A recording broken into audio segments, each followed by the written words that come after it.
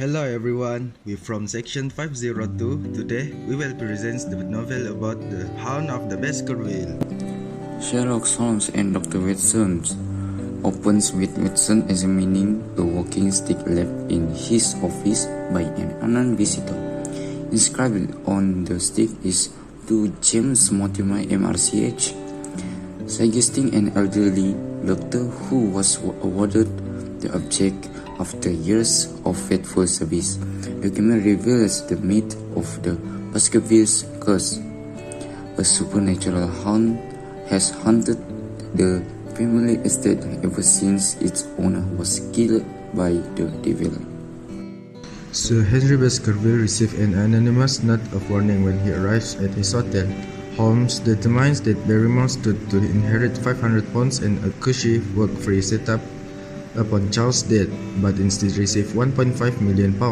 The stakeout reveals a suspicious stranger in a cab, but the moment Watson spies his bushy black beard, the villain hurries off.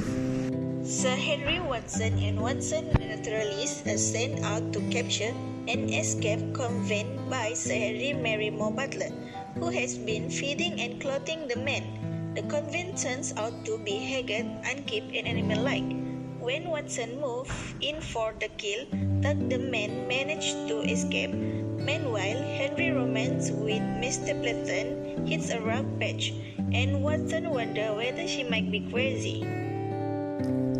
The film follows Watson as he searches for the mysterious stranger on the moor. Watson discovers a note that says he has gone to Camp Tracy, and he realizes that he is being followed. Holmes explains that he saw Watson's brand of cigarettes stop out near the hut. They discover that Beryl, the woman masquerading as Stapleton's wife, is actually his wife. Detectives discover Sir Henry Stapleton hound, a bloodhound massive mix as big as a lion and covered with phosphorus to make it glow. The detective also find the phosphorus used to make the beast glow, scary enough to frighten Sir Charles to death. Time for book review.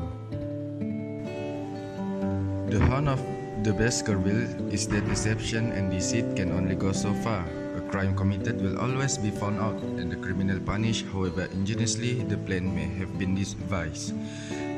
But too, there is one significant moral: lies and deception never pay in the long run.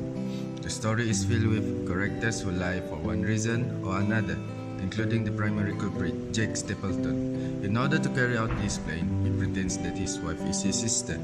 This simply makes her miserable and leads to a proposal by Sir Charles Baskerville, which then angers Jack.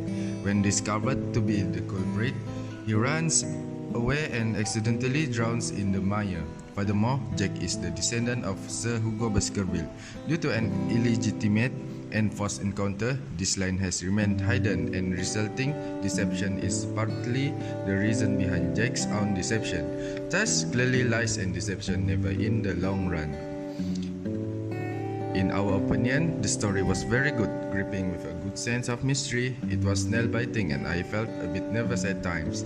The story revolves around the curse that is supposed to be on the Baskerville family and the sinister events which take place on the melancholy moor of Devonshire. The book was quite old-fashioned, surprising since it was written in the Victorian era. The language was very formal and written in the style of an educated man, as it is a retelling of the case by Sherlock Holmes, partner Dr. Watson. I learned a lot of new vocabulary from reading this book, but at times I found the writing a bit slow-moving. The central character Sherlock Holmes is intelligent, unpredictable, and a master of deductive reasoning.